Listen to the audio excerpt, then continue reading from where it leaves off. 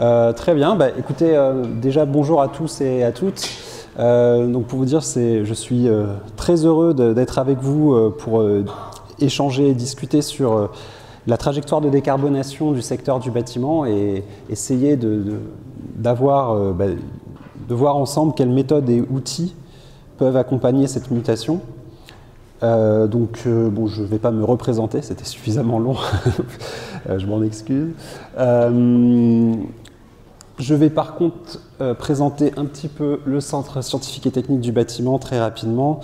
Donc le Centre scientifique et technique du bâtiment, c'est un organisme public à caractère industriel et commercial, pour être précis, qui a pour vocation d'accompagner toute la filière du bâtiment de l'idée au marché. Et donc, en particulier, on a des activités de recherche et d'expertise, c'est essentiellement à ce titre que j'interviens aujourd'hui.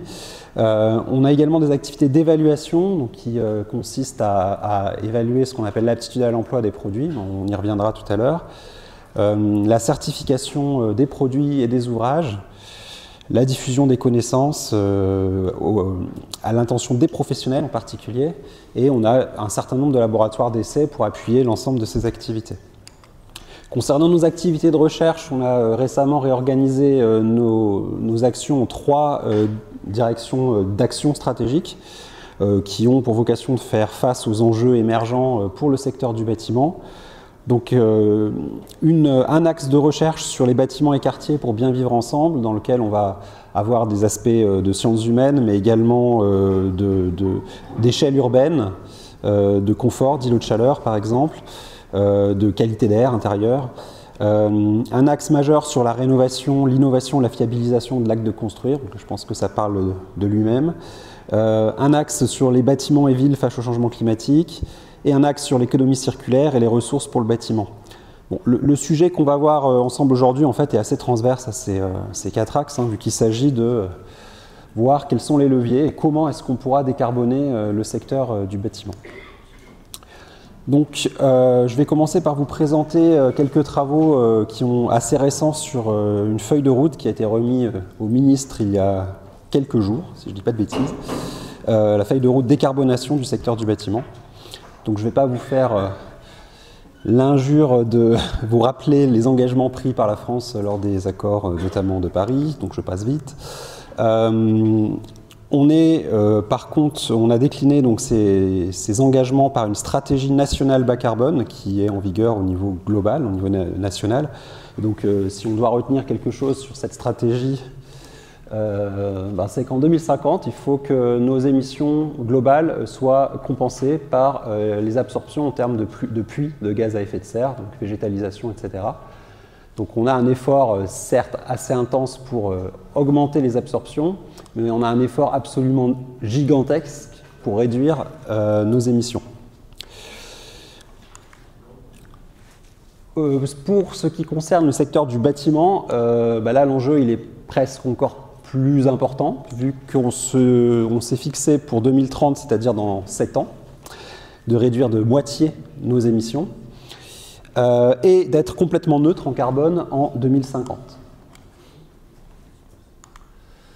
Alors pour essayer de décliner cet objectif dans des leviers, des actions un peu plus concrets, l'État a mis en place un travail collectif pour construire une feuille de route. Ce travail a été piloté, animé par le CSTB, mais avec une consultation très très large de toute la filière. Et donc je vais vous présenter quelques éléments qui vont aussi me donner, je dirais, l'occasion de présenter quelques chiffres clés et quelques leviers, quelques principes pour décarboner le secteur du bâtiment. Donc quelques chiffres clés en termes de carbone au niveau du bâtiment. Donc, tout d'abord, ce qu'il faut voir, c'est que la chaîne de valeur du bâtiment, en termes d'analyse de cycle de vie, on a une analyse qui prend en compte les phases d'exploitation des bâtiments, donc toutes les émissions carbone liées aux consommations d'énergie pendant la phase d'exploitation, mais aussi les émissions carbone nécessaires à la fabrication des produits de construction et des équipements. Donc ça, c'est quand même assez fondamental. On va avoir un périmètre géographique d'études qui est le territoire national français, mais avec quand même, et c'est important, l'ambition d'intégrer, et on va le faire, des émissions importées. Donc, par exemple, un produit qui serait fabriqué à l'étranger et qui serait importé serait comptabilisé. Sinon, c'est un peu trop facile. Typologie de travaux, on veut s'intéresser à la construction neuve et à la rénovation. On va voir que c'est majeur de s'intéresser aux deux. Et c'est par contre pas du tout la même optique, on va le voir. Donc en termes d'analyse de cycle de vie, je fais quelques petits rappels. On distingue traditionnellement trois grands scopes de prise en compte des émissions. Les émissions directes, je reviens dessus, mais c'est tout ce qui est lié à la combustion directe lors notamment des phases d'exploitation. Pour le bâtiment, c'est ça en tout cas. Ça peut également être lié aux émissions fugitives de gaz réfrigérants, par exemple, etc. Les émissions dites indirectes, donc pour le bâtiment, il s'agit essentiellement à quasiment 100% en fait, des consommations électriques, c'est-à-dire les usages de l'électricité dans le bâtiment constituent des émissions indirectes, parce qu'il faut bien produire cette électricité. Et enfin, le scope 3, sur lequel on va un petit peu insister aujourd'hui, c'est tout ce qui concerne le carbone contenu dans les produits de construction pour leur fabrication. Alors, on peut commencer à avoir quelques chiffres clés assez intéressants. Au niveau de l'ensemble du bâtiment, déjà, l'empreinte globale correspond à peu près à 150 mégatonnes de CO2 par an pour 600 mégatonnes globales au niveau national. Donc c'est quasiment, enfin c'est un quart des émissions nationales, le secteur du bâtiment. Donc c'est évidemment un enjeu majeur. Ces émissions se répartissent de la manière suivante. On a une grosse partie qui est liée à l'exploitation, à la phase d'exploitation. Donc, notamment aux consommations d'énergie lorsqu'il y a combustion, donc aux consommations de chauffage concrètement, mais aussi aux émissions de gaz fluorés, c'est pas complètement négligeable. Les émissions indirectes sont plus modestes en termes d'intensité carbone, essentiellement du fait qu'on utilise beaucoup d'énergie nucléaire en France. Par contre, les émissions ou l'intensité carbone contenue dans les produits de construction est relativement importante, c'est quasiment un tiers en fait, des émissions globales du secteur du bâtiment. Donc ensuite, vous avez quelques répartitions résidentielles, tertiaires, neufs, rénaux. Voilà, je vais pas... Alors, important quand même, sur le territoire national, la majorité des émissions est quand même domestique, parce que les produits du bâtiment, contrairement aux smartphones, voyagent assez mal. Donc on les fabrique assez majoritairement de manière locale. Ce qui ne veut pas dire que c'est complètement neutre en émissions importées. Donc si on reprend un petit peu la trajectoire qu'on se fixe, voilà à quoi ça va ressembler. Donc là, c'est l'état actuel. Et on se dit donc qu'en 2030, on va devoir réduire à peu près de manière proportionnelle l'ensemble pour avoir un niveau en 2050 qui est quasi négligeable, qui va être compensé potentiellement par les productions photovoltaïques et autres qui seront intégrées sur le secteur. Alors un point peut-être important pour bien comprendre un petit peu ces enjeux de scope, d'analyse de cycle de vie, il faut voir qu'en fonction de l'acteur qu'on regarde, on n'a pas les mêmes scopes. Si je suis fabricant de produits pour le bâtiment, j'ai dans mon scope 1 tous les émissions directes liées aux consommations de l'usine, qui me permettent de fabriquer mes produits, donc les émissions liées au process, les carburants des véhicules, bon voilà. Dans le scope 2, les émissions indirectes liées à l'usage d'électricité dans mon process. Et le scope 3, c'est le carbone contenu dans mes matières premières pour fabriquer mes produits. Bon, maintenant, si je me place sur une optique constructeur au niveau bâtiment, ces trois scopes se retrouvent incorporés dans les produits. Donc il faut bien, voilà, il y a un enjeu aussi de limite de l'analyse de cycle de vie. Donc sur ces sujets de décarbonation, maintenant, quels sont les grands leviers pour réduire les carbones? Et ensuite, évidemment, je rentrerai dans quelques détails et quelques enjeux un peu plus précis. Donc qu'est-ce qu'on peut faire pour réduire nos émissions et atteindre la neutralité carbone? Bon, voilà, les grands principes, c'est quoi? Réduire les émissions dans toute la chaîne de valeur, aider d'autres secteurs à réduire leurs émissions et augmenter les puits carbone. Par exemple, un des leviers, ça peut être la végétalisation des bâtiments ou la végétalisation des villes. Donc pour identifier un peu plus précisément l'ensemble des leviers disponibles, donc on a eu cette réflexion avec l'ensemble de la filière et on en a identifié 25, c'est assez pléthorique, 25 leviers et 120 mesures les plus concrètes possibles pour décarboner la filière du bâtiment. Alors je ne vais pas toutes les parcourir, hein. Voilà, elles sont listées ici, enfin les leviers sont listés ici, je vais m'appuyer ou en tout cas insister sur certains d'entre eux, en commençant par distinguer ce qui relève de la construction neuve, donc on sort un bâtiment de terre à partir de rien, j'ai envie de dire, de ce qui concerne la rénovation des bâtiments. On va voir que c'est fondamentalement différent. En termes de construction neuve, quels sont les ordres de grandeur? Il faut voir que le carbone dû aux composants, donc intégré aux composants du bâtiment, au béton, etc., peut représenter entre la moitié ou les 3/4 du contenu carbone global du bâtiment construit sur son cycle de vie. Pourquoi? D'abord, quand on construit à partir de rien, il faut beaucoup de matériaux. Voilà. La deuxième raison, c'est qu'on utilise beaucoup de béton, et on va voir que le béton, c'est quand même un matériau globalement à contenu carbone assez important. Et le dernier point, c'est que, fort heureusement, on construit pour avoir des performances thermiques relativement bonnes, et donc maintenant, les émissions lors du cycle de vie pour un bâtiment neuf sont relativement faibles, en termes d'exploitation. Voilà, vous avez quelques chiffres en fonction des types de bâtiments. Donc, je ne vais pas trop revenir dessus. Toujours sur ce sujet de la construction neuve, voilà, je reviens au sujet du béton. Donc là, on a pu, vous avez un graphe qui vous montre un petit peu les stats, les moyennes, les écarts types, etc. Des différents produits ou composés en béton. Alors ça, c'est issu d'une base de données qui est publique, c'est la base INES, dans laquelle en fait l'ensemble des fabricants renseignent le contenu carbone de leurs produits. Et donc ce qu'on peut voir globalement, c'est que les structures en béton évidemment sont assez fortement contributrices, qu'on a des moyens néanmoins techniques dans l'aspect structurel pour alléger le poids carbone, donc, par exemple en passant en terre cuite, voire en mixant du bois et du béton, ou en passant 100% bois. Mais gardons-nous aussi d'une conclusion, parce que ce qu'on voit, c'est que les dispersions sont quand même assez importantes, et on peut très bien avoir une structure bois qui finalement est plus émettrice qu'une structure béton, en termes de dispersion. Mais en moyenne, effectivement, au jour d'aujourd'hui, avec les composés qu'on a sur le marché, on a vraiment besoin de faire un effort, je dirais, pour décarboner l'aspect structurel. Donc là, je reprends la moyenne du béton courant.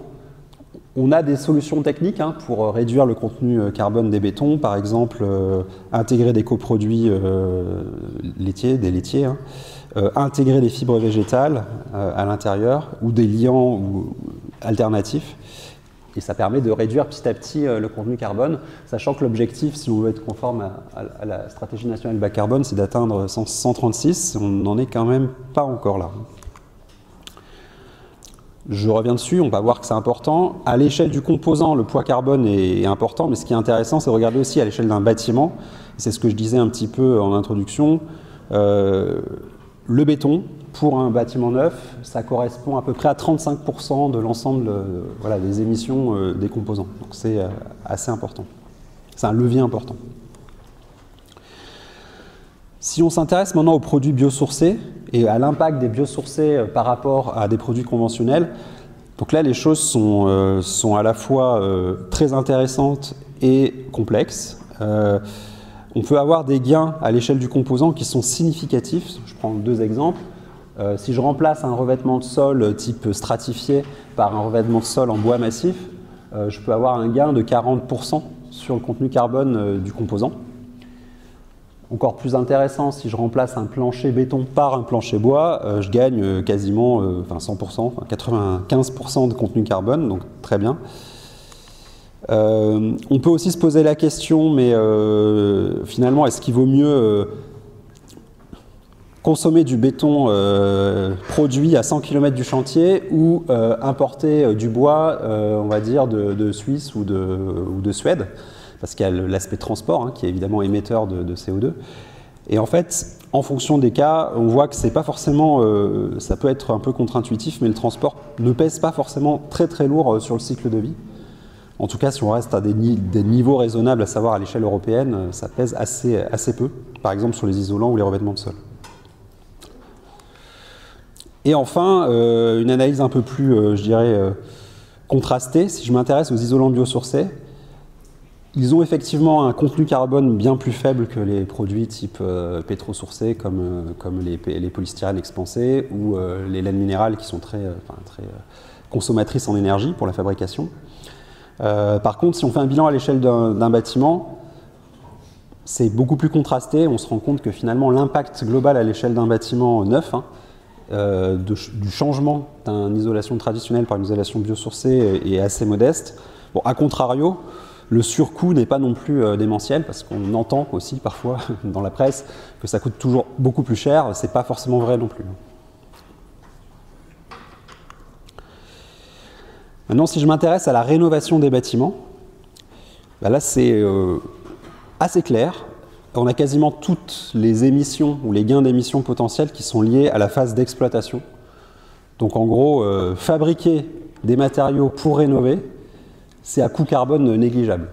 Je le dis très simplement. Donc en gros, je le fais de manière un peu caricaturale, mais isoler et massifier,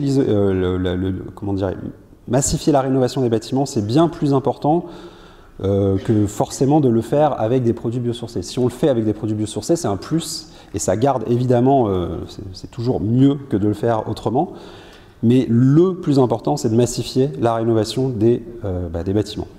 C'est là où on a le plus gros levier en termes de gisement carbone. Alors quelques petits exemples, là aussi, sur la trajectoire de réduction, et qui vous met aussi en lumière un autre enjeu. Aujourd'hui, si je m'intéresse toujours au scope 3, donc au contenu carbone dans les matériaux, sur les fameux 50 mégatonnes, au rythme de construction actuelle, construction neuve, on construit à peu près 60 millions de mètres carrés en France, ça fonctionne aujourd'hui avec un niveau de 740 à peu près kilos de CO2 équivalent au mètre carré.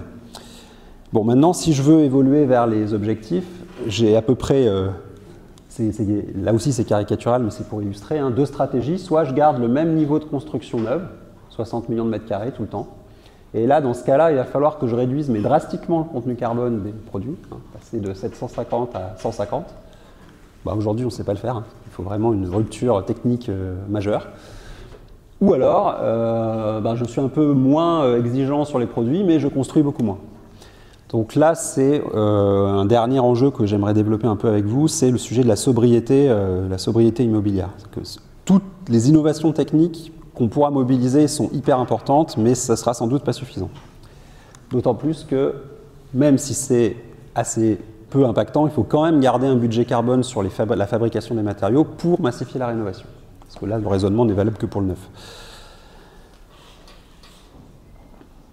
Donc là, je vais maintenant rentrer dans le détail, en tout cas aller un peu plus loin sur 3 grands leviers, à savoir comment réduire nos consommations de ressources ou comment décarboner ce fameux scope 3. Ensuite, je vais vous parler de massification de rénovation. Et enfin, je mettrai quelques mots sur la sobriété immobilière, mais très rapide. Donc, réduire nos consommations de ressources. Alors j'ai déjà longuement expliqué en quoi c'est important, notamment en construction neuve, de réduire nos consommations de ressources pour des sujets de transition carbone. Mais ça a d'autres impacts extrêmement importants. Le bâtiment, c'est un gros consommateur de ressources. Il y a des sujets de tension sur certaines ressources. Donc on n'a pas que le sujet climatique, entre guillemets. Et par ailleurs, ce qu'il faut voir, c'est que le bâtiment, c'est aussi un émetteur, ou en tout cas un producteur de déchets assez massif. D'où l'idée de se dire, peut-être qu'une des solutions ne sera pas uniquement d'intégrer des produits biosourcés, mais bien de réutiliser des déchets, soit via du recyclage ou du réemploi. Je prends un autre exemple, consommation d'eau du secteur bâtiment, ou direct ou indirect. Donc on a déjà des efforts assez colossaux à faire sur les fuites de réseau. On voit que ça correspond quand même à la consommation de 18 millions de personnes, les fuites de réseau. et que la consommation d'eau potable est aussi un sujet important en termes de stress hydrique pour la production des ressources. Donc tout ça est relié. Hein. Donc réduire la consommation de ressources réduit également de facto notre consommation d'eau. Donc l'idée derrière, c'est de travailler sur des scénarios ou en tout cas des stratégies pour préserver nos ressources, évidemment avec un coût maîtrisé, pour éviter les pénuries, préserver les milieux, je l'ai déjà dit, promouvoir la frugalité et l'usage, essayer d'intégrer au maximum des matières premières secondaires ou issues du réemploi ou biosourcées, avec l'idée évidemment de réduire au maximum la production de déchets. Donc là-dessus, nous on a organisé notre recherche en 3 axes. Un axe sur la connaissance des flux, je vais en parler un petit peu. Un axe sur la valorisation de l'existant, donc comment transformer un bâtiment désaffecté entre guillemets en banque de matière. Et comment anticiper dès la phase de la conception la fin de vie et la réutilisation des produits dans un siècle ou dans quelques décennies. Donc la première étape, c'est d'abord de connaître les flux, notamment les flux de matière au niveau bâtiment. Donc pour ça, l'idée, en tout cas c'est la proposition que nous on a développée, c'est de créer des modèles de flux qui sont basés, qui ont pour objectif déjà de quantifier les produits, les équipements, les matériaux et les déchets qui sont produits par le secteur, et d'essayer d'aller à chaque échelle nationale, territoriale, voire communale, j'ai envie de dire, pour pouvoir mettre en relation tout ce qui est chantier de démolition, par exemple, avec des chantiers neufs, pour pouvoir gérer le réemploi et la réutilisation de ces déchets. Et donc, l'idée à terme, c'est bien de valoriser, de massifier cette forme d'économie circulaire à l'échelle locale. Donc, comment ça se passe ? On travaille à l'échelle d'un territoire et on se base sur une estimation quantifiée des stocks, en fait, du parc existant. Alors, comment on fait ? On utilise, je vais en parler un peu après, une base de données qu'on a développée au CSTB avec le soutien d'un organisme Profil, qui s'appelle la base de données nationale des bâtiments. Et connaissant ce stock, on arrive à estimer les ajouts et les suppressions dans ce stock pour pouvoir gérer les réutilisations. Et du coup, on peut avoir une analyse des gestions de flux associées et identifier des filières stratégiques. Donc 2 mots sur cette base de données qui est utilisée, qui est un support hyper important. Donc comment est-ce qu'on l'a construite ? On l'a construite déjà avec un certain nombre de bases existantes. En fait, on a croisé de manière géospatiale toutes les bases de données publiques existantes. Donc on a à peu près, on a une information assez forte sur l'ensemble du parc. Bon, les surfaces, les emprises au sol, les années de construction, les matériaux principaux, les types d'isolants, les types de planchers, etc. Donc on peut avoir des quantifications assez fortes des gisements de matière, en fait, à l'échelle locale. Et on arrive à extraire de cette base de données un échantillon, un sous-échantillon, pour estimer de manière beaucoup plus précise la matérialité, donc comment est composée une façade. Si c'est un bardage, on sait qu'il y a tant de volume par exemple de terre cuite, tant de volume d'ossature métallique, tant de volume de produits isolants, etc. Et ça permet d'avoir des quantifications assez intéressantes. Donc voilà un exemple de ce qu'on a pu obtenir. À l'échelle de l'Île-de-France, on sait dispatcher l'ensemble des flux en type de matériaux, en année de construction, en zone géographique, en type de bâtiment, etc., etc. Donc ça permet d'avoir une information assez riche de la matérialité d'un territoire pour pouvoir ensuite appuyer les politiques publiques de réemploi, par exemple, ou de recyclage. Donc au-delà de la connaissance des flux, l'idée ensuite c'est de pouvoir favoriser l'usage de composants bas carbone, évidemment. Donc 2 grandes stratégies, utiliser la connaissance des flux qu'on a précédemment pour mobiliser le bâtiment comme banque de matière, et ou intégrer dans la chaîne de production des matières décarbonées, et en particulier des produits biosourcés. Donc pour réutiliser des composants ou des matériaux issus des constructions, la première chose c'est d'accompagner, ou en tout cas d'avoir une stratégie de déconstruction sélective. ce qui est tout à fait neuf dans le bâtiment. Jusqu'à présent, un bâtiment était désaffecté, on prenait un gros coup de masse et puis on mettait tout par terre et voilà, c'était fini. Bon là maintenant, si on veut vraiment trier à l'échelle d'un bâtiment, c'est un nouveau métier à créer, c'est des acteurs à former, c'est des filières aussi à créer pour trier, reconditionner, recycler un certain nombre de choses. On a aujourd'hui également un enjeu pour accompagner la filière pour incorporer de la matière bas carbone, donc soit de la matière issue du recyclage, soit de la matière biosourcée. Alors pourquoi c'est un enjeu? Enfin, quelles sont les problématiques en fait? La problématique majeure, c'est que c'est des matières premières qui ont une très grande variabilité, que ce soit des matières recyclées ou des matières issues, biosourcées. Et ça, industriellement, on ne sait pas très bien le gérer. Donc du coup, on a un vrai enjeu de savoir intégrer cette matière au niveau industriel. Ensuite, on a des enjeux d'analyse de risque. On va le voir un peu plus tard. C'est majeur dans le secteur du bâtiment. Un produit, quand il est mis ou remis sur le marché, il doit être tout à fait, je dirais, sûr, à la fois pour la santé et la sécurité des bâtiments, mais aussi en termes de pathologie sur le bâtiment lui-même. J'y reviendrai. Et tout ça est en lien avec un enjeu assurantiel, parce que tout ça est bordé par des assureurs. L'idée du réemploi, c'est d'aller jusqu'au bout de la logique et de partir de ces produits pour pouvoir les réutiliser sur d'autres chantiers. Donc, au-delà des enjeux que j'ai déjà indiqués de variabilité, de performance et d'analyse du risque, on a aussi vraiment des enjeux de mise en place de filières. On a une réglementation qui est sortie récemment qui s'appelle la réglementation REP, donc responsabilité élargie du producteur, qui revient en gros à mettre en place pour le secteur du bâtiment ce qui existe déjà pour les déchets standards, c'est-à-dire des éco-organismes, des centres de tri et de reconditionnement. Donc demain, on imagine que des produits du bâtiment vont être déconstruits et reconditionnés, puis remis sur le marché, comme vous le faites aujourd'hui avec vos smartphones, quand vous allez sur Back Market ou je ne sais quoi, qui reconditionne un produit.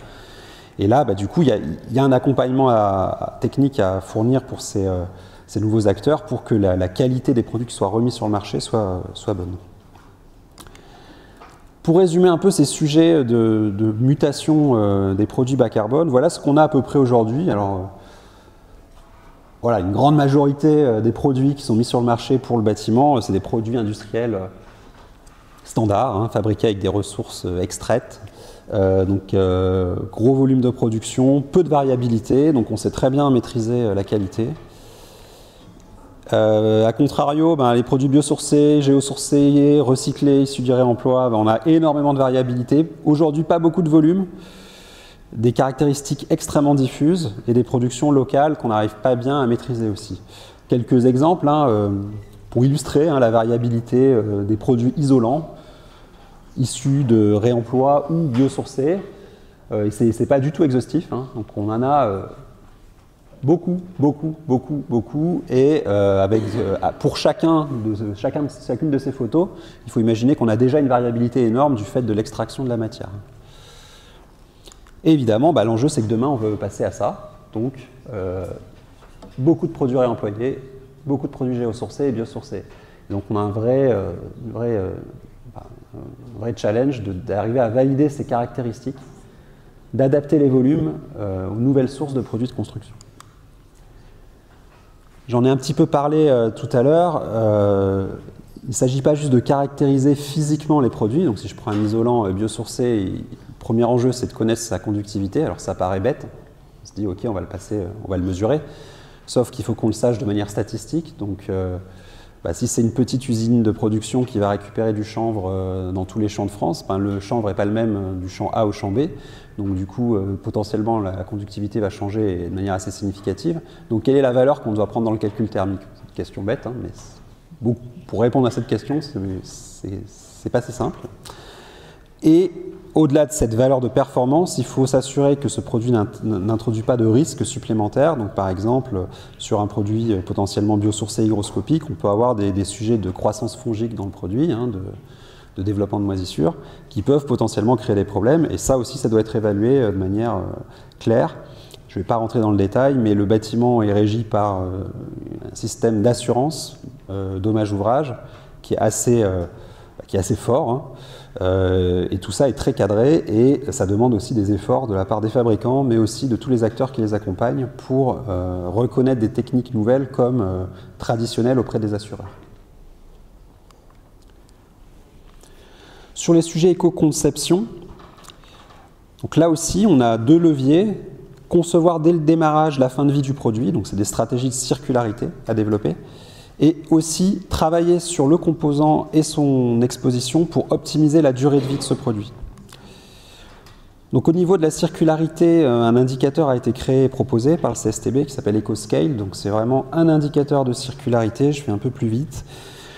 L'idée, c'est de pondérer un certain nombre de critères autour de l'utilisation de matières recyclées et renouvelables dans le produit qu'on va évaluer, le caractère démontable et réemployable du produit. Donc, par exemple, si je suis sur un isolant, s'il est collé à la structure, ce n'est pas un très bon point parce que ça va être très difficile de le décoller en fin de vie. Et aussi son potentiel de recyclabilité. Donc si ce produit intègre des matériaux qui par nature sont difficilement recyclables, ça ne va pas être un bon point pour, je dirais, anticiper sa fin de vie. Donc l'idée de la durée de vie, pourquoi c'est un sujet important? Typiquement, quand on fait une analyse de cycle de vie, on prend une durée de vie de référence d'un bâtiment global, de 50 ans par exemple, et en fait on va calculer les émissions carbone en fonction des durées de vie de chacun de ses composants. Par exemple, une fenêtre, on va émettre un certain nombre de carbone pour la produire, la mettre en œuvre, etc., la transporter. Et on va considérer, par exemple, qu'au bout de 15 ans, on va devoir changer la fenêtre. Donc du coup, on réémet la même quantité de carbone, etc. Sauf que cet intervalle entre cette durée de vie de la fenêtre, finalement, on la connaît très très mal, en réalité. On ne sait pas bien l'évaluer, pour plein de raisons. Et alors, si je regarde un petit peu le détail, comment ça peut se passer, toujours sur l'exemple de la fenêtre, voilà, on sait très bien, ça on sait bien faire, tester les produits en labo une fois qu'ils sortent de l'usine. Voilà, l'étanchéité à l'eau, à l'air, on sait très bien le faire, pas de problème. Bon, il se trouve que ce produit il sort du labo, il va être installé. Quand il est installé, et c'est vrai pour les fenêtres, il perd déjà une grande part de sa performance qu'on a mesurée en labo, parce qu'il est mal installé, voilà, parce qu'on n'a pas bien mis les joints, etc. Donc ça fonctionne moins bien. Et après, on va avoir un vieillissement naturel des matériaux en conditions normales d'utilisation, et on se dit, en tout cas c'est le sujet, c'est comment dirais-je, c'est la démarche un peu théorique, qu'au bout d'un moment, on va atteindre une limite pathologique. Par exemple, on a eu des fuites, le joint a vieilli sous fait des UV par exemple, des fuites, et donc du coup la fenêtre elle est plus fonctionnelle, on la dépose. Donc ça, c'est ce qu'on appellerait la durée de vie estimée ou la durabilité. Donc c'est la durée de vie maximale attendue en conditions normales d'utilisation. Bon, il se trouve que c'est encore un peu plus compliqué que ça, parce que souvent, on dépose le produit avant d'atteindre sa durée de vie maximale, soit pour des raisons d'obsolescence technique. Par exemple, je vais faire une rénovation d'un bâtiment où il y a du simple vitrage partout. Le simple vitrage, il peut être complètement fonctionnel, c'est-à-dire que la fenêtre s'ouvre très bien, il n'y a pas de problème de condensation, le bois est en très bon état, mais techniquement, il n'est plus au niveau. Maintenant, on veut du double vitrage, donc tant pis, on va déposer toutes les fenêtres en simple vitrage. On va avoir aussi des sujets d'obsolescence esthétique. Alors, je ne sais pas si on voit bien l'image, mais voilà, j'achète un super appartement, je rentre dans la salle de bain et horreur, tout est rose. Bon voilà, la céramique, elle ne m'a rien demandé, et elle va peut-être encore avoir des siècles de durée de vie derrière elle, mais on va probablement quand même tout déposer. Ou avoir des problèmes d'incohérence entre cycles de vie sur des produits non démontables. Autre exemple, des isolations par l'extérieur. On a des enduits qui vieillissent beaucoup plus vite que l'isolant. Et une fois que l'enduit est complètement sale, si on n'arrive pas à faire un ravalement, on va devoir déposer aussi l'isolant derrière, alors que lui est encore parfaitement fonctionnel. Bon, je ne résiste pas à vous montrer cette photo que j'ai prise tout à l'heure. Alors on ne voit pas grand-chose, désolé, mais parce qu'il peut y avoir d'autres raisons. En fait, quand j'étais à l'étage, j'ai vu la toiture ici, et je dis c'est super, il y a une toiture terrasse végétalisée ici. Donc en fait, il y avait un petit bout avec des jolis sédums ici, puis le reste était tout aride, enfin sans rien. Alors deux choses l'une, soit c'était une toiture terrasse végétalisée et tout a crevé, soit ce n'était pas une toiture terrasse végétalisée et elle a été colonisée. Dans tous les cas, il s'est passé un truc qui n'était pas prévu. Alors là, c'est pas très grave parce que c'est des sédums, ça va pas. Mais imaginons qu'on ait une racine de baobab qui arrive ici, l'étanchéité va être percée, on va avoir un problème et du coup on va devoir déposer prématurément cette étanchéité alors qu'on ne l'avait pas forcément prévu. Donc la durée de vie en service, C'est un vrai sujet, on ne sait pas bien l'estimer, et à part se confronter au réel, on ne saura pas faire en fait. Donc, tout ça pour vous dire que derrière ces grands concepts, il y a quand même des vrais sujets de recherche assez fondamentaux. Quand on veut estimer la durée de vie, on doit s'interroger sur la criticité des dégradations, savoir objectiver l'effet de la mise en œuvre, savoir prédire la durée de vie maximale admissible, hein, ça on imagine pouvoir le faire un jour, mais savoir observer vraiment ce qui se passe sur le terrain et connaître un certain nombre d'aléas, en particulier en lien avec l'humidité, parce que c'est vraiment un sujet hyper important dans le bâtiment.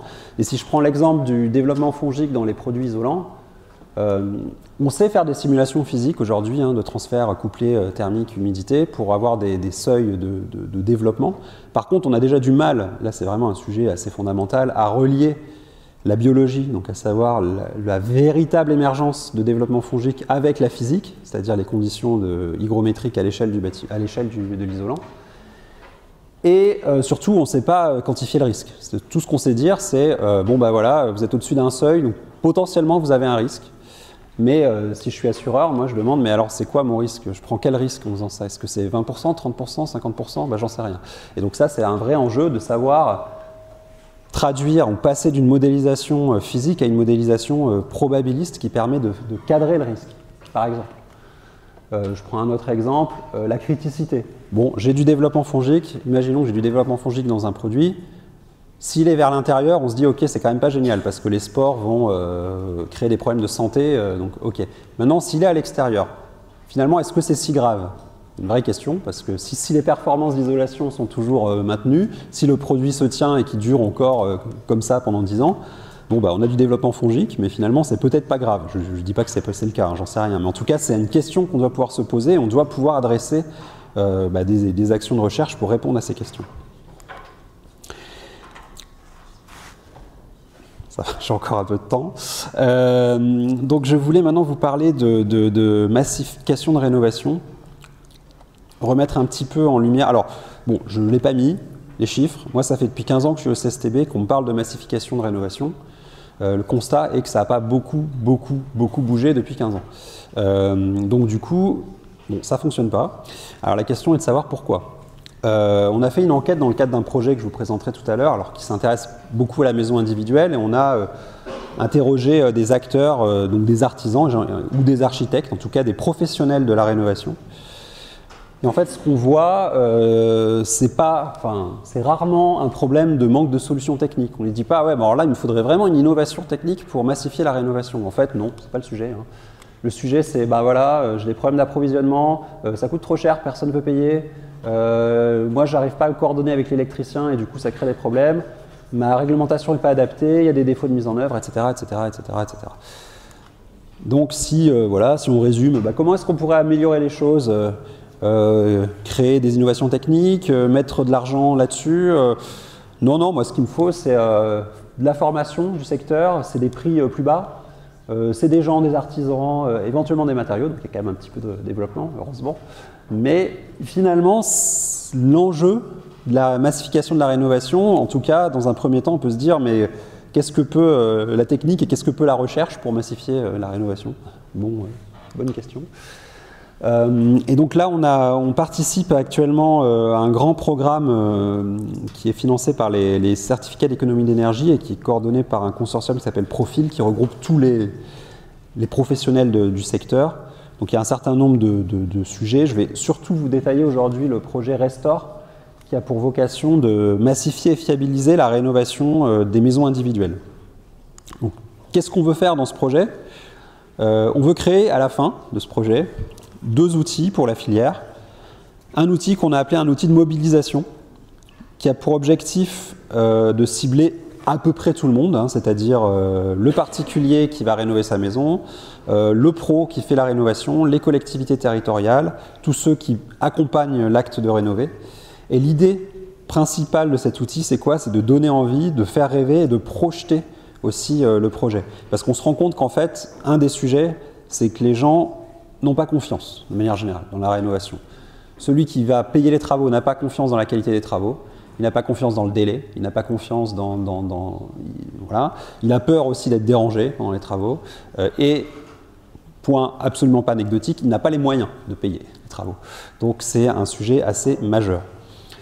Et pour les artisans, en tout cas ceux qui font, on prévoit de mettre à disposition ce qu'on appelle des offres intégrées, donc plutôt des guides techniques pour les aider à mettre en œuvre les procédés. Je vais prendre quelques exemples, toujours pour donner envie, en tout cas pour essayer d'initier un acte de rénovation. Il y a un sujet assez majeur qui est de connaître l'état initial et donc la typologie d'une maison. Donc pour ça, on a souhaité croiser de la donnée experte, donc notamment architecturale, parce qu'on a des types de maisons individuelles, c'est historique, c'est patrimonial, et qui sont bien caractérisés. On sait les caractériser finement à partir d'éléments architecturaux, à partir de plans, à partir d'emprises au sol, à partir d'un certain nombre de choses. Et on se dit que, en tout cas c'est le parti pris, qu'on veut partir de ce constat, de cette typologie, pour adapter des solutions qui soient parfaitement conformes, ou en tout cas bien adaptées à ces typologies, et pas essayer d'aller massifier des trucs qui ne vont pas marcher dans tous les cas. Ça, c'est à peu près certain. Donc là-dessus, on s'appuie aussi sur la base de données nationale de bâtiments. Je ne vais pas revenir dessus. Donc l'idée, c'est quoi? C'est, voilà, avec une analyse experte, on sait identifier à partir de photos quelques points clés à vérifier pour vérifier si on est sur une ou l'autre des typologies de maisons individuelles. Pour chaque typologie de maison individuelle, on a dressé un état des lieux du potentiel de rénovation. Donc est-ce qu'on va avoir un sujet sur le confort d'été? Est-ce qu'on va avoir un sujet sur le patrimoine, etc., etc. Et ce qu'on voudrait avoir demain, alors on ne l'a pas du tout, hein, c'est une carte comme ça qui pour le coup existe déjà dans la base de données nationale des bâtiments, mais pour les matériaux des murs. Donc on sait colorier en couleur les principaux matériaux des murs à l'échelle française. Alors là c'est un niveau national, mais on peut zoomer à l'échelle du quartier. Hein. On sait que que celui-là il est en brique, que celui-là il est en meulière, etc., etc. Donc ça on sait déjà le faire. Par contre, ce qu'on aimerait faire demain, c'est dire, ok, maintenant j'ai une typologie de maison individuelle, colorie-moi toute la carte pour savoir où ils sont, quel est le potentiel de rénovation, quel est le gisement d'économie d'énergie. Et ça me permet de prioriser les actions et aussi de créer des solutions qui soient les plus impactantes possibles et qui soient vraiment adaptées à cette typologie. Et ça permettra aussi d'avoir ce type d'analyse, alors là qu'on sait faire de manière assez macro, mais on voudrait le faire à l'échelle de la typologie. C'est de dire, ok, en fonction des années de construction, là on se rend compte à l'échelle macro que 20% des logements correspondent à 50% des gisements d'économie d'énergie, des gisements CO2, donc d'économie d'énergie, vous avez suivi, c'est la même chose pour la rénovation. Et donc ça, on sait le faire à l'échelle macro, on aimerait le faire à l'échelle des typologies pour prioriser encore une fois l'action. Un autre point important pour la maison individuelle et pour la rénovation, c'est de donner confiance. Et là, je pense que c'est le moment de sauter le pas et de passer des calculs à la mesure. Ça fait quand même un moment qu'on développe de ce genre de sujet au CSTB. Moi, ça fait plus de 10 ans que je travaille en recherche sur ces sujets-là, sur des méthodes de garantie de performance. Et on aimerait maintenant que ces méthodes se diffusent de manière massive sur le terrain. Alors, l'idée derrière, c'est quoi? C'est d'arriver à la fin des travaux et de mesurer le niveau d'isolation thermique d'une maison après rénovation. Donc ça paraît simple, comme ça. Ça l'est beaucoup moins parce que vous êtes tous d'éminents thermiciens et vous savez très bien qu'une résistance thermique, ça se mesure en régime permanent. Or, la maison, elle est dans la vraie vie avec des variabilités climatiques qu'on va subir. Et ce qu'on peut regarder dans la littérature, il existe des méthodes en régime, disons, pseudo-permanent, mais qui durent longtemps, des mois. Donc pendant des mois, on met en chauffe et on arrive à avoir des corrélations, en tout cas des régressions linéaires qui nous permettent d'estimer un niveau d'isolation. Mais ça, c'est pas acceptable pour le particulier. Lui, il veut une mesure qui dure quelques heures, quelques jours maximum, mais pas des mois, ça c'est sûr. Et donc, voilà, ça c'était un premier enjeu, c'était de raccourcir cette mesure.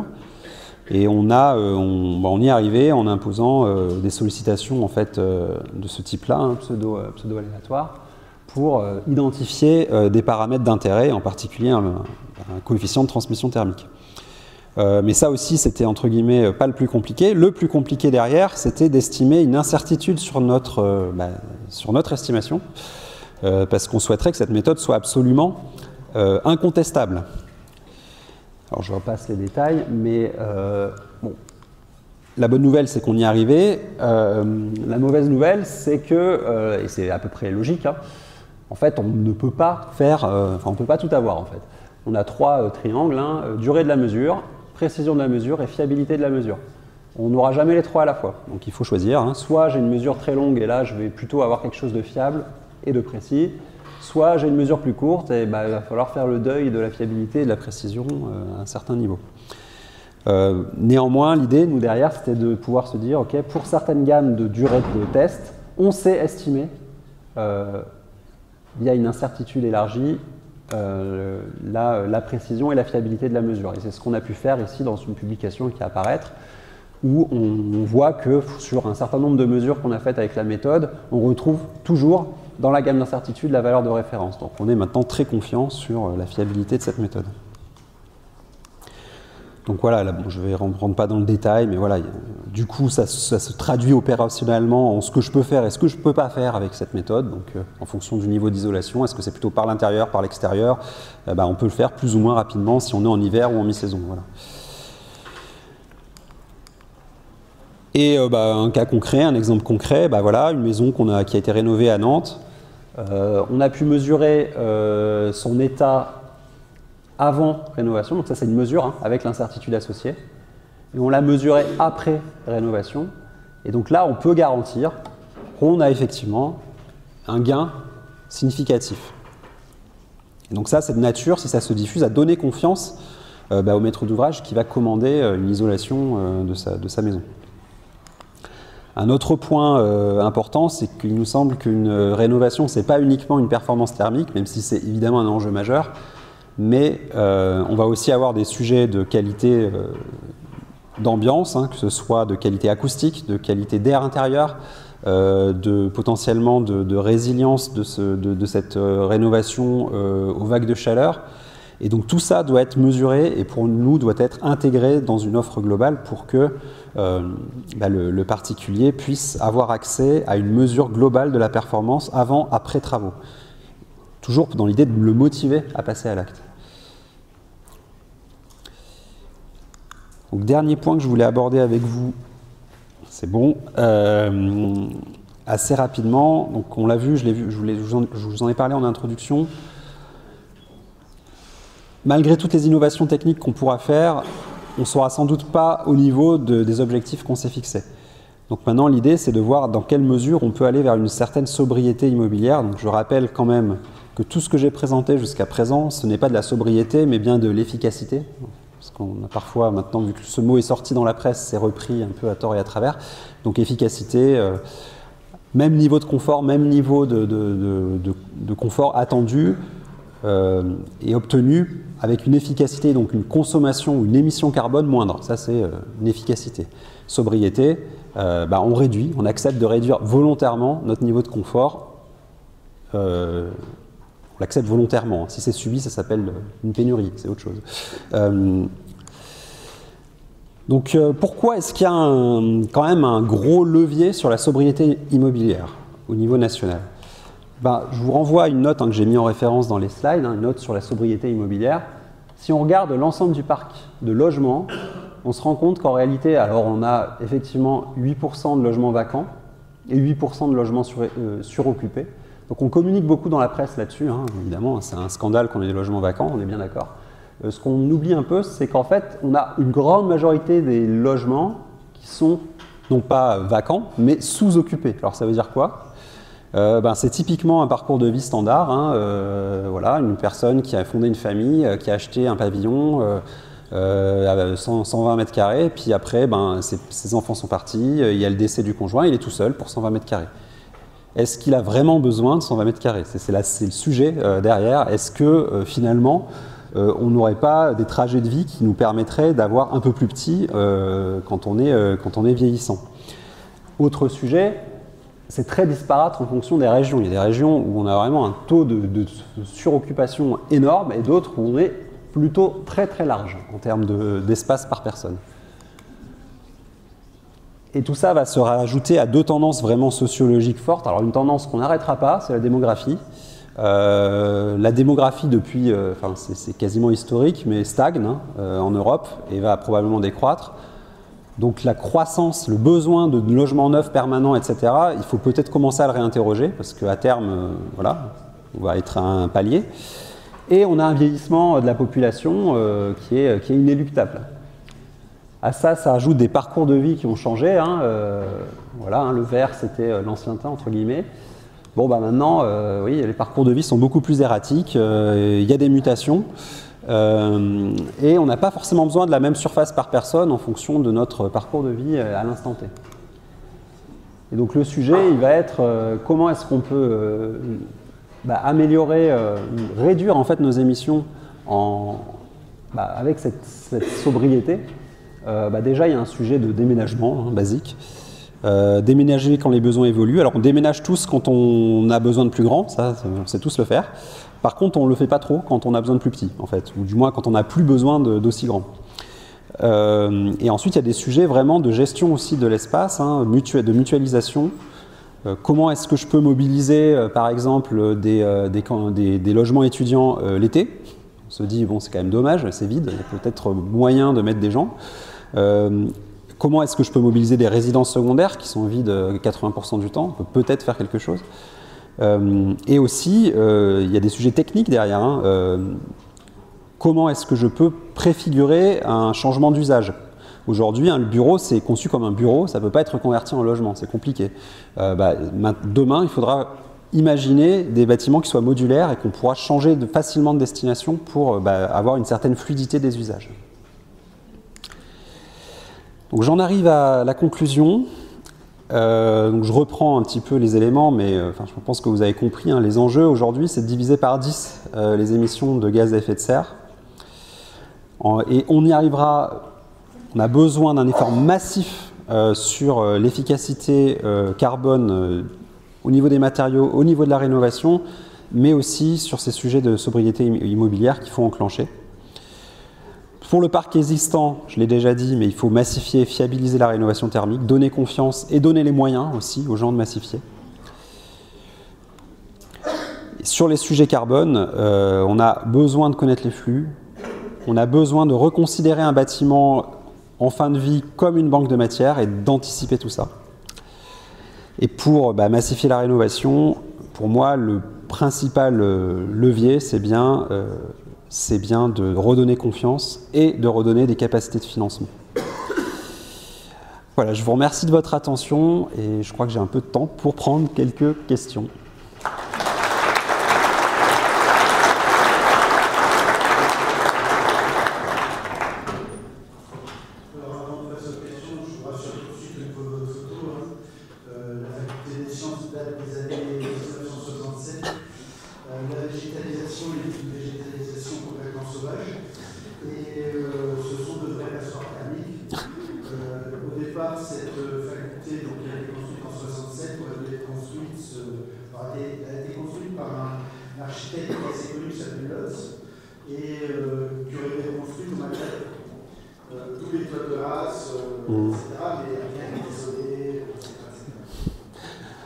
Je m'en étais un peu douté, pour être franc.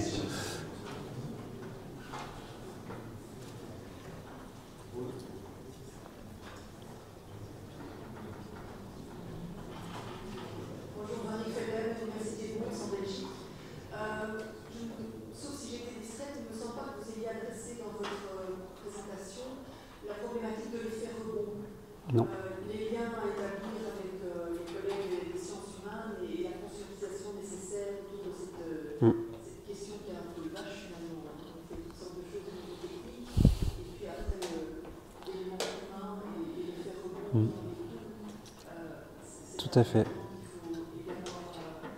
Alors vous avez complètement raison et en fait dans la question de la sobriété immobilière, j'ai voulu justement axer le sujet sobriété sur la sobriété immobilière qui je trouve est assez méconnue, mais on a la sobriété d'usage déjà qui est hyper importante. En gros, je réduis le thermostat et je mets un pull, quoi. Voilà.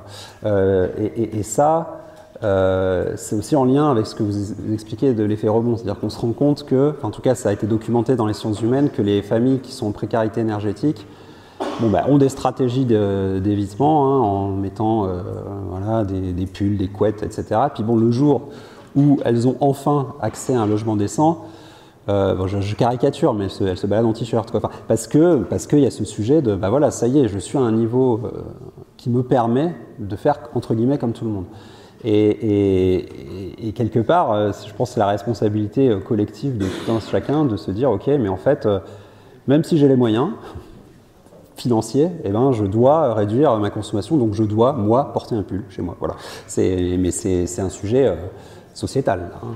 Effectivement, hein, pas du tout dans la technique, mais effectivement, toutes les sciences humaines, je pense qu'il y a eu un certain nombre de travaux là-dessus, alors que je ne connais pas bien, hein, je dois vous le dire, mais je sais qu'on a un département au CSTB qui s'en occupe assez fortement.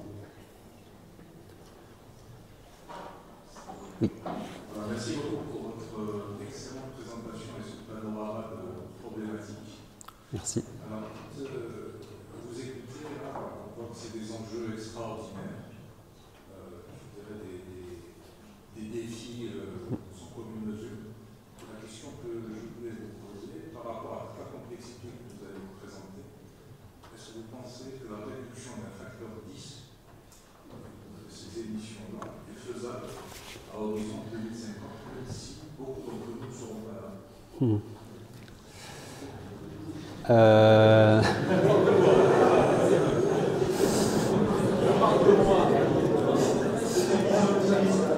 Est-ce qu'on voit le verre à moitié plein ou le verre à moitié vide? C'est encore une fois, ça dépend beaucoup d'une volonté, je dirais, collective, à mon avis. Je l'ai dit, hein, la science et la technique peuvent apporter beaucoup d'outils, mais ça ne suffira pas. Enfin, je veux dire, si on n'a pas une volonté collective et des moyens aussi financiers derrière qui soient mobilisés, ça ne marchera pas. Voilà. Donc, je ne peux pas trop en dire plus parce que je ne saurais pas vous dire. Moi, j'aimerais bien avoir la boule de cristal et vous dire oui, il n'y a pas de problème, on va y arriver ou non. Par contre, voilà, enfin, on peut se baser sur un certain nombre d'interventions qu'on peut avoir. J'ai envie de dire, si on n'y arrive pas, c'est un peu le sujet, hein, c'est qu'on va passer d'une logique de sobriété à une logique de pénurie, où on va donc subir des choses, un certain nombre de choses, et ce sera moins drôle, quoi. Donc on aura tout intérêt à avancer collectivement dans la bonne direction. D'autres questions? Oui. Pardon.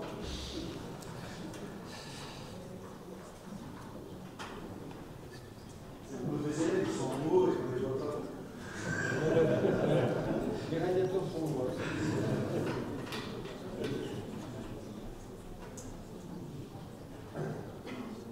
Merci Jean-Marie Mantoux et c'est un petit peu vous avez abordé, merci pour votre présentation, vous avez abordé la rénovation et au niveau des pratiques des artisans, je pense qu'il y a des développements avec des caractéristiques proprement françaises, par exemple l'isolation par l'intérieur, qui est une aux yeux de la bonne majorité, alors que dans les pays genre l'Espagne, on fait l'isolation par l'extérieur.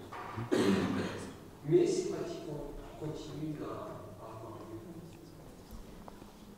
Alors, comment on peut donner un élément sur la matériau en sachant qu'il n'y a aucune pertinence sur la contexte dans le mode de rénovation énergétique avec des objectifs à atteindre sur le 2019-2030. Ça, c'est la première question.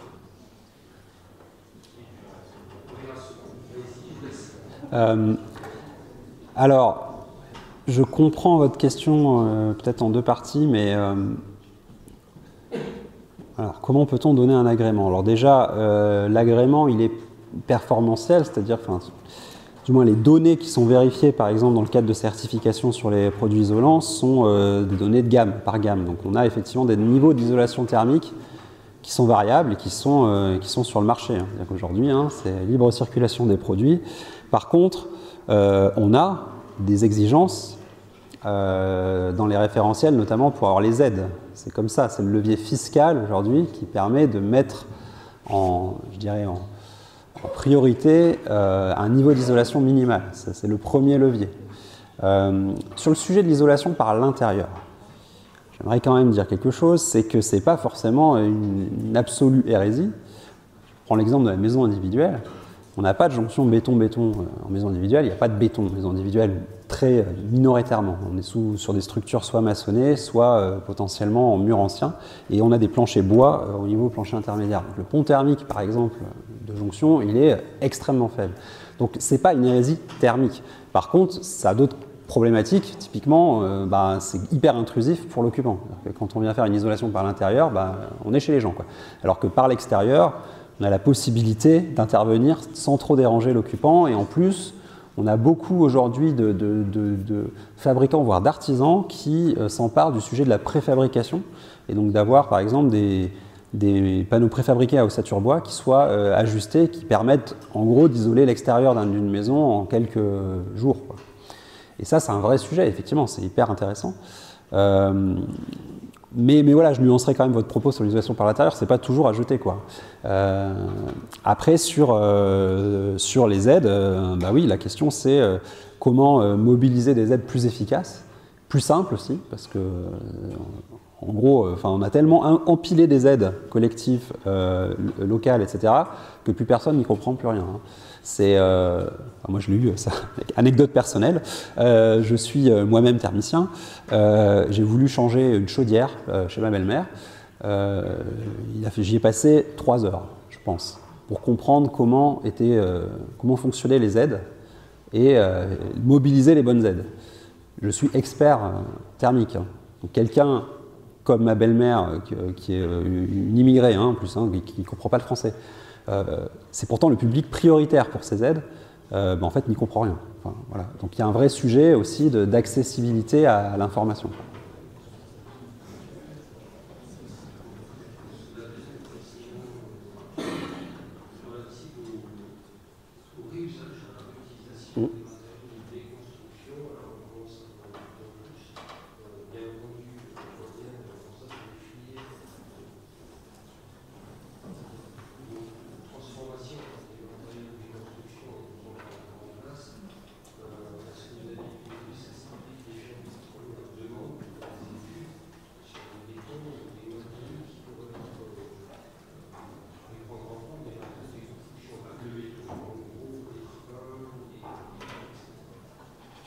Je n'ai pas bien entendu, mais si j'ai bien compris, c'est est-ce qu'on a déjà des produits, des fabricants qui viennent nous voir, qui intègrent de la matière recyclée?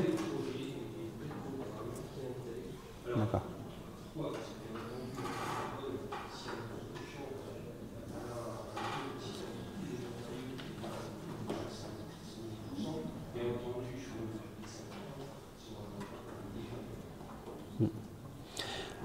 Écoutez, on a quelques demandes, effectivement.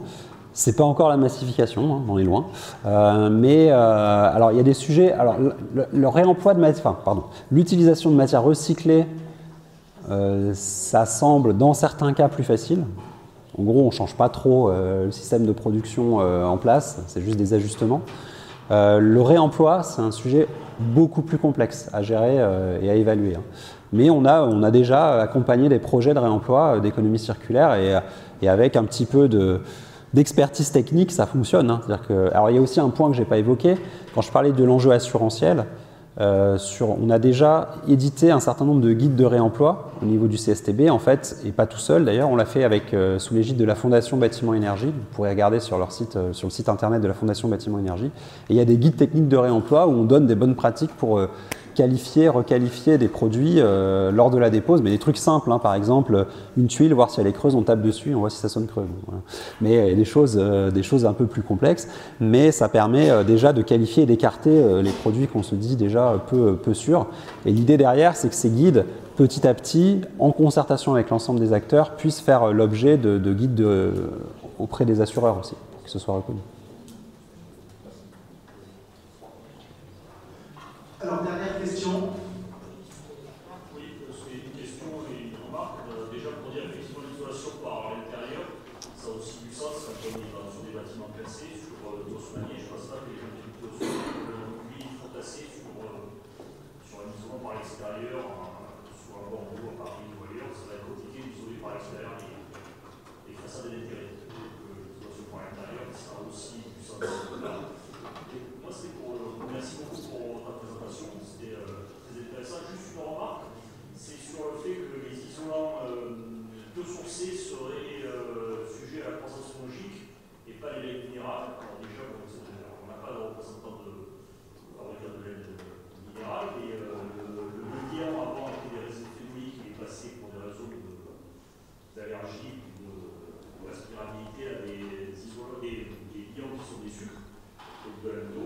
arriver à lier la fibre, qui donc est un milieu de croissance fongique extraordinairement efficace. Donc les minérales, contrairement à ce qui est dans la norme, ils moisissent.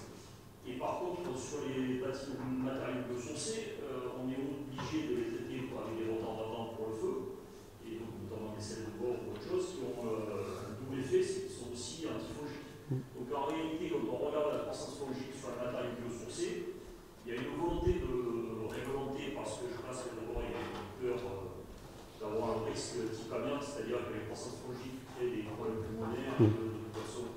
Et peut-être aussi un lobby dans le domaine normatif de dire qu'il faut à tout prix qu'il y ait des mesures supplémentaires pour les matériaux biosourcés pour peut-être retarder leur introduction, les boîtes de cellulose ou autre chose, ou le lait, le chanvre, parce qu'il y a quand même, on a encore de la laine minérale. Donc je pense que c'est pas aussi clair qu'il y aurait un produit qui serait exempt de risque pour la croissance fongique et qui serait à risque parce qu'il est biosourcé. Qu'est-ce qu'il est traité pour le fond? Ce qui est, alors, dans ce que tu dis, donc déjà, effectivement, le traitement au sel de bore permet aussi d'éviter la croissance fongique, c'est absolument clair. La question derrière, c'est aussi, et c'est pour ça qu'il y a une certaine frilosité, je pense, le manque de retour d'expérience terrain. Alors, on nous dit qu'il y a beaucoup de volume maintenant, c'est vrai, mais il faut aussi ajouter du temps. Alors, ça paraît, c'est pas forcément entendable, et je le comprends, mais la croissance fongique, ça apparaît pas en 1 an, 2 ans, ça peut apparaître en 10 ans. Et il faut aussi qu'on puisse avoir des retours d'expérience réussis sur des produits non traités, par exemple, qui ont été exposés. Et on manque encore aujourd'hui de données. C'est pour ça qu'il y a sans doute une frilosité, peut-être qu'on prend ceinture et bretelles et un peu trop, je suis d'accord, mais aussi du fait qu'on manque de retour terrain. C'est la raison pour laquelle il y a cette attention, je pense, qui est prise, enfin, qui se focalise sur ces nouveaux matériaux. Bon, néanmoins, le critère, je l'ai déjà dit, le critère de développement fongique, que ce soit pour du biosourcé ou de la laine minérale, il est quand même encore... voilà, il est là, il a le mérite d'exister, mais il est encore questionnable. C'est extrêmement compliqué de prévoir un développement biologique, en fait. Enfin, c'est pas du tout trivial, quoi.